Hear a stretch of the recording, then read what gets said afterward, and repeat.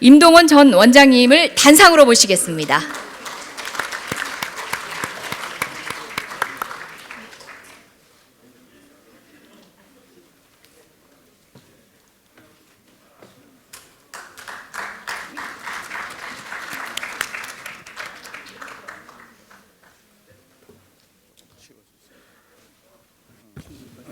여기 원고를 올라갈까요? 그럴 수 있습니다. 예.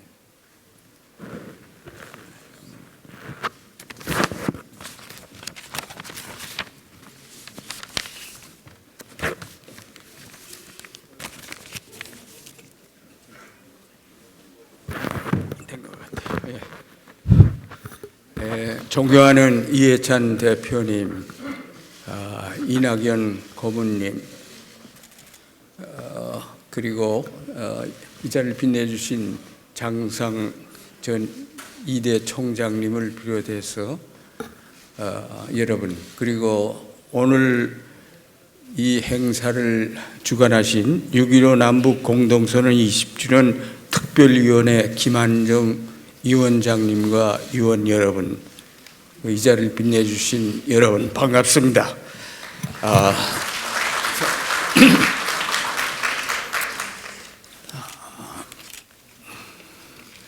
오늘 우리는 뜻깊은 6.15 20주년을 맞이합니다. 2000년 남북 정상회담과 6.15 남북 공동선언은 분단 역사상 남과 북이 이룩한 가장 획기적이고도 대단히 중요한 성과입니다. 20년 전 김대중 대통령이 평양에 도착하시던 날에 감격적인 모습을 사진을 통해서 봤습니다마는 김정일 국방위원장의 환영 인사 말도 아주 인상적이었습니다. 대통령께서는 무서움과 두려움을 무릅쓰고 용감하게 평양에 오셨습니다. 전방에서는 군인들이 총부리를 마주대고 방아쇠만 당기면 총알이 날아갈 판인데 대통령께서는 인민군 명예의장대 사열도 받으셨습니다. 이건 보통 모순이 아닙니다. 그렇지 않습니까? 하는 것이었습니다. 그렇습니다. 김 대통령께서는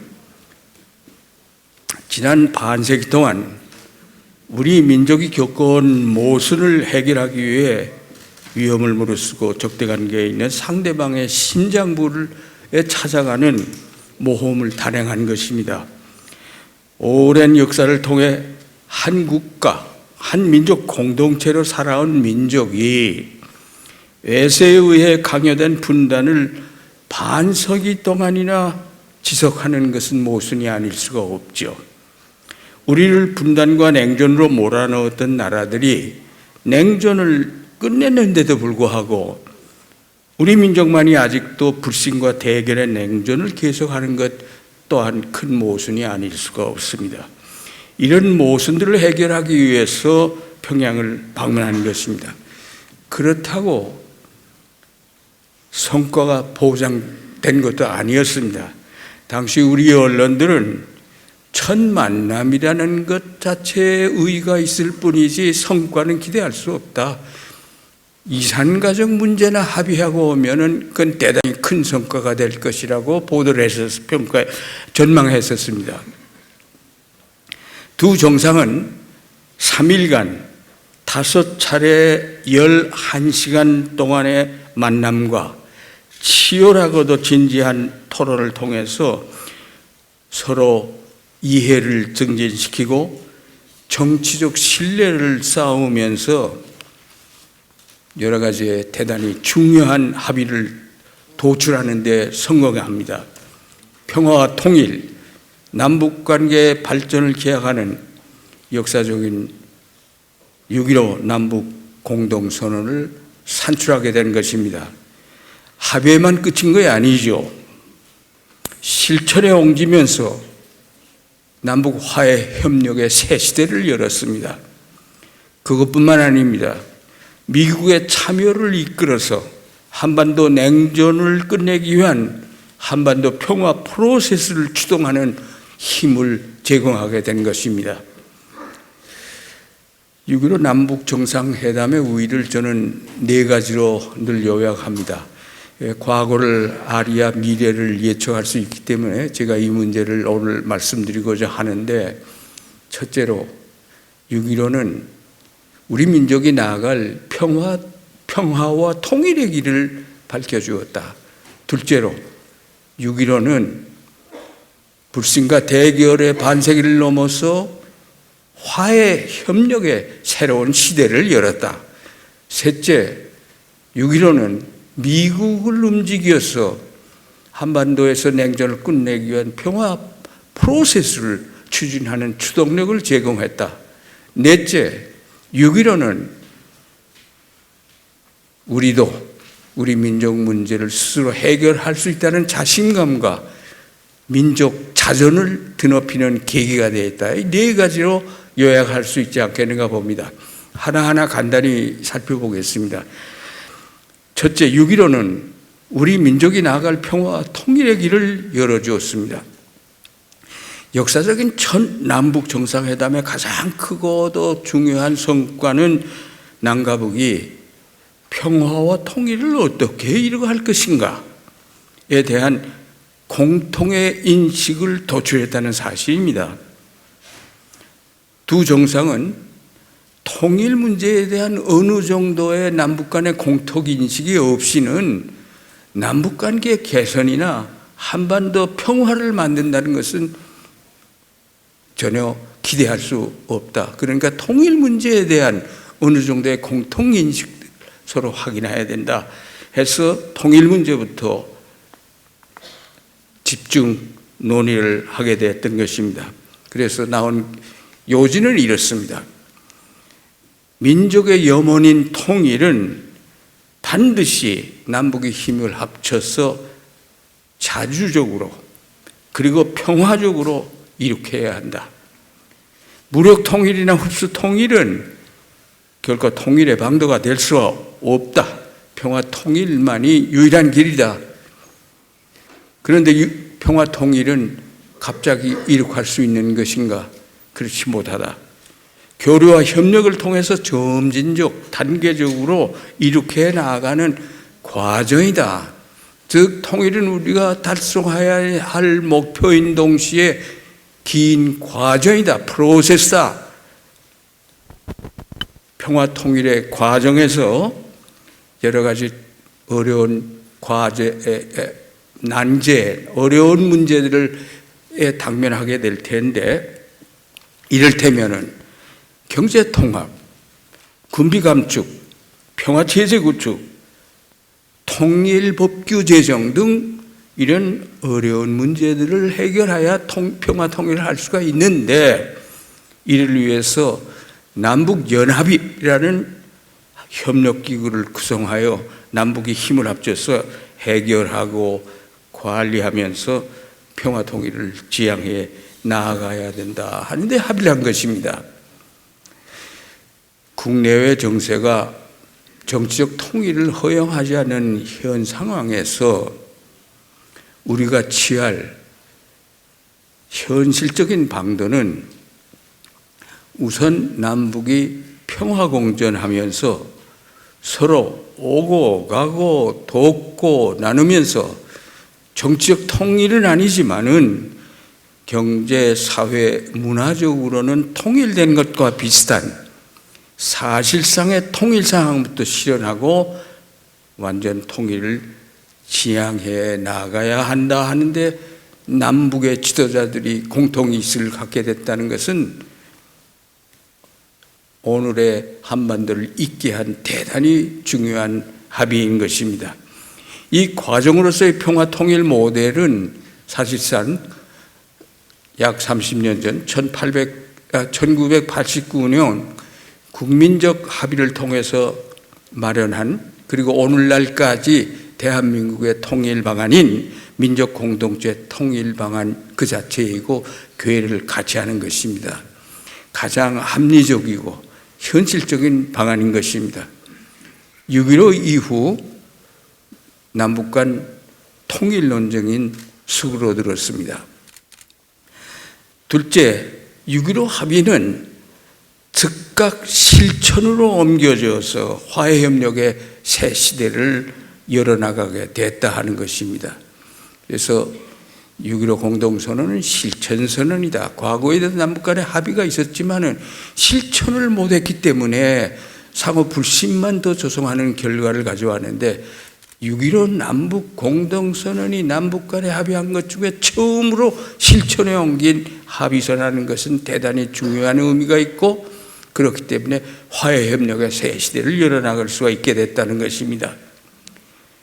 경제협력을 비롯한 5가지 중점 교류 협력 사업을 남북이 합의해서 실천하게 됩니다. 이 실천을 통해서 가장 중요한 것은 상호 신뢰를 다지면서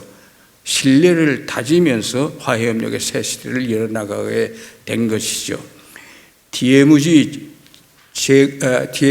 지뢰를 제거해서 철도와 도로를 연결하고 하늘길과 바닷길을 열었습니다. 남북이 오고 갈 수 있는 길부터 마련한 것입니다. 동쪽에는 금강산 관광단지, 서쪽에는 개성산업공단을 건설 운영했습니다. 이상과정이 상봉했습니다. 여러 분야에서 왕래와 교류 협력이 추진되었습니다.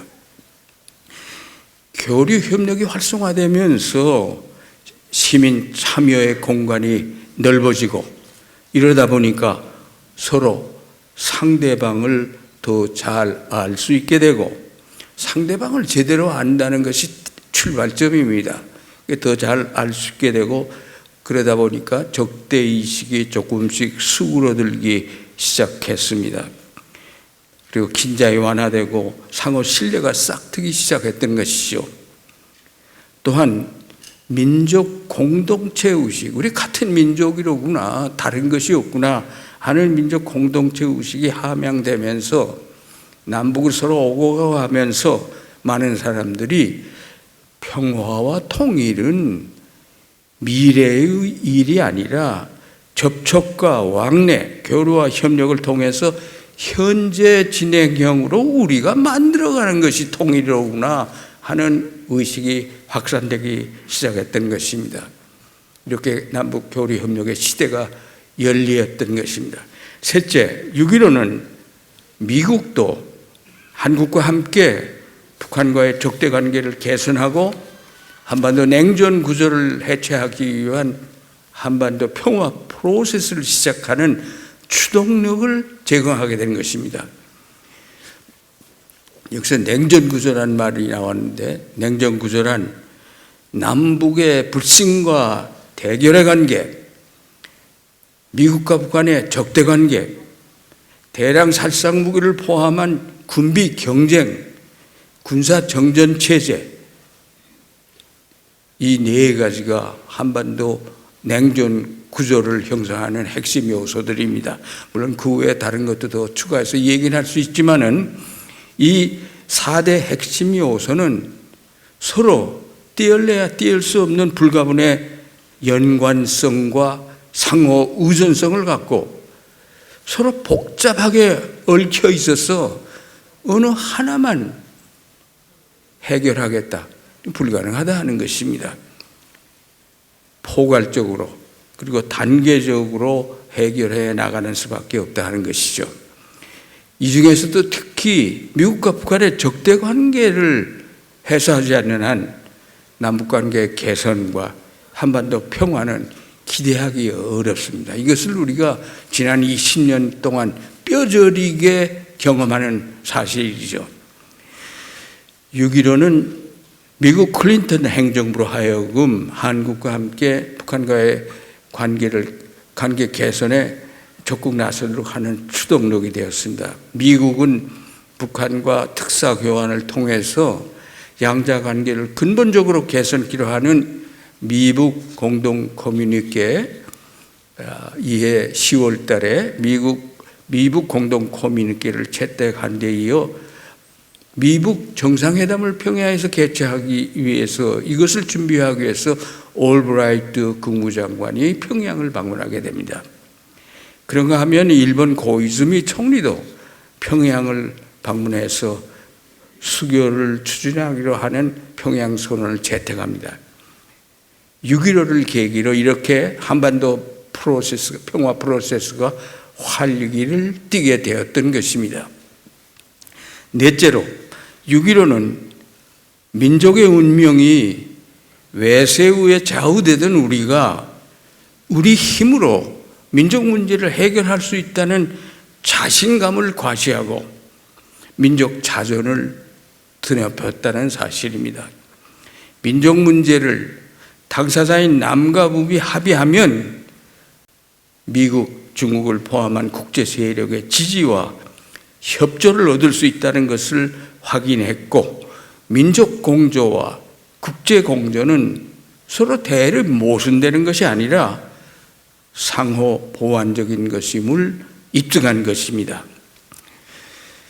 6.15 공동선언은 2007년 14 남북 정상선언, 그리고 2년 전 4.27 판문점 선언과 9.19 평양 남북 공동선언으로 계승 발전되어 오늘에 이르고 있습니다.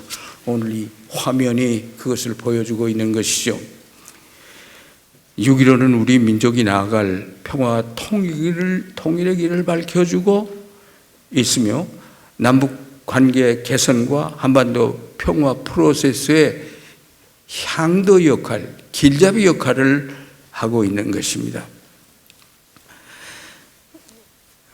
오늘의 시점에 돌아와서 볼 때 문재인 정부 출범 이전에 지난 9년간 남북 관계는 냉각되고 한반도 평화 프로세스는 중단되었죠. 그러나 촛불혁명을 통해서 집권한 문재인 대통령은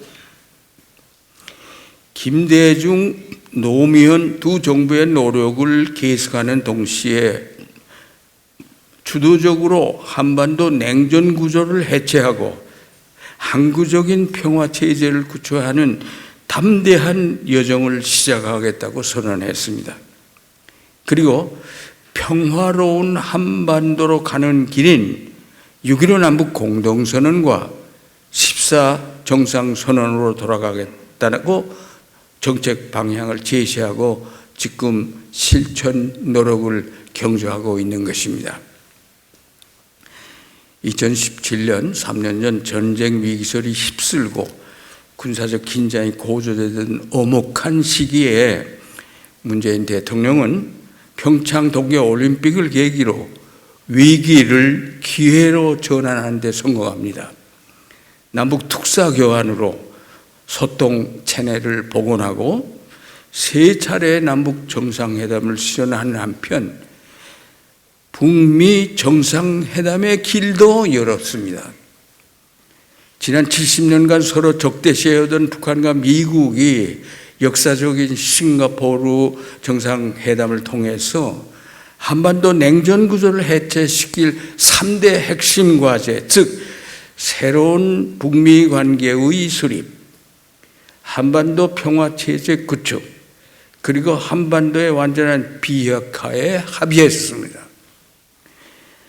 이 3가지에 추가해서 남북관계 개선과 함께 4가지 핵심 요소가 다 포함되는데, 이렇게 된다면은, 이걸 제대로 이행한다면은 한반도 냉전 구조를 해체하고 평화와 보령의 길을 열어나갈 수 있게 될 것입니다. 하지만 지난 2월 하노이 북미 정상회담 후 북미 대화가 중단되고 남북관계도 정체되면서 과연 싱가포르 북미 정상 합의가 제대로 이행될 수 있을 것인가에 대한 2가지 의문이 제기되고 있습니다. 하나는 북한이 과연 핵무기를 버릴 수 있을 것인가 하는 것입니다. 북한 핵 문제는 미국과 북한의 적대 관계의 산물입니다. 적대 관계가 해소되지 않는 한 북한은 어렵게 건설한 핵무력을 결코 버리려 하지 않을 것입니다. 하지만 미북 적대 관계가 해소되고 평화가 보장된다면 핵무기를 보유할 필요가 없게 될 것입니다. 북한 김정은 국무위원장은 군사적 위협이 해소되고 체제 안전이 보장된다면 핵을 보유할 이유가 없다면서 비핵화의 의지를 밝힌 바 있습니다. 핵을 걸머쥐고 어렵게 생존하기보다는 핵을 버리고 인민생활 향상과 경제건설에 총력을 집중하는 길을 선택하기로 결단한 것으로 보입니다. 당대회에서 결정을 했죠.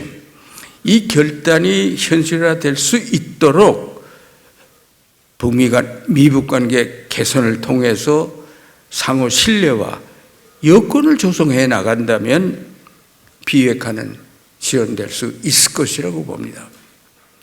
다른 하나의 의문은 그렇다면 미국은 과연 적대 관계를 해소하고 북한과의 관계를 정상화하는 한편 한반도 평화 체제 구축에 나설 것인가 하는 의문입니다.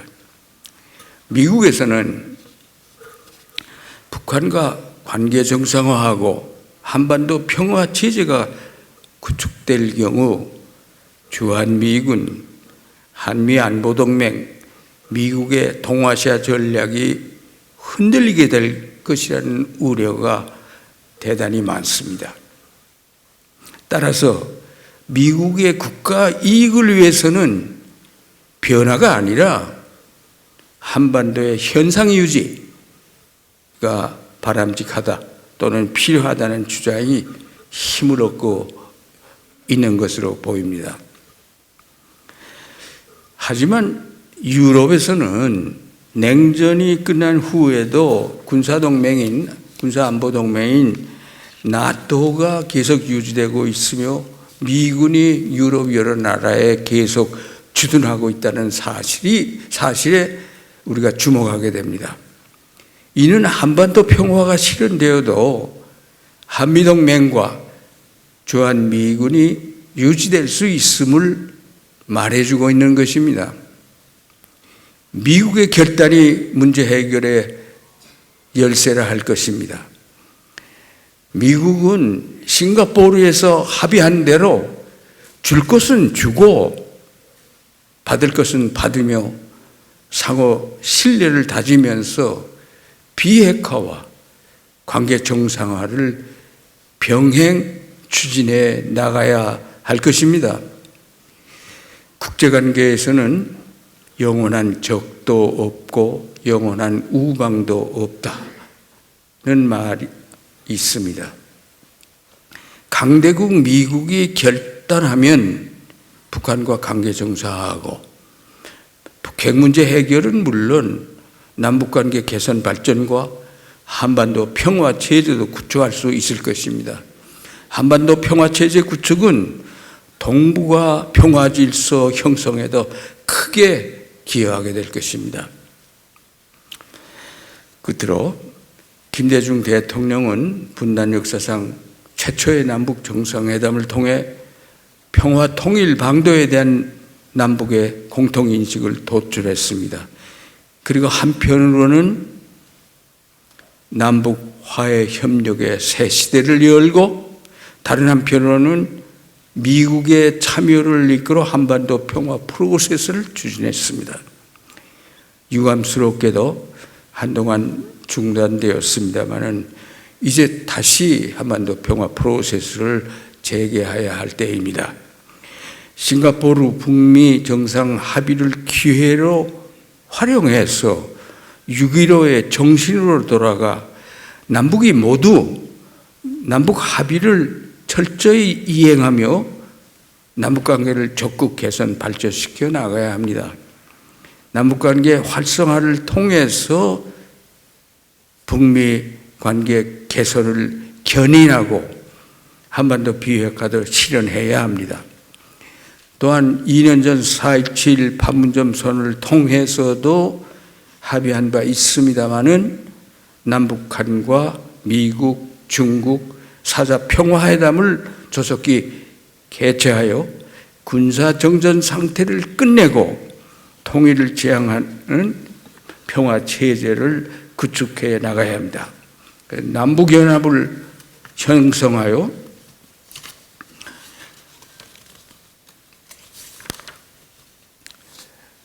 평화와 번영 그리고 통일을 일으켜 나가야 하겠습니다. 물론 장기간이 소요되겠지만은 결과 못지않게 중요한 것이 과정입니다. 프로세스입니다. 6.15가 밝혀준 한반도 평화 프로세스입니다. 평화가 전부는 아니지만은 평화 없이는 아무것도 이루지 못합니다. 요즘 남북 관계가 어려움에 봉착했습니다.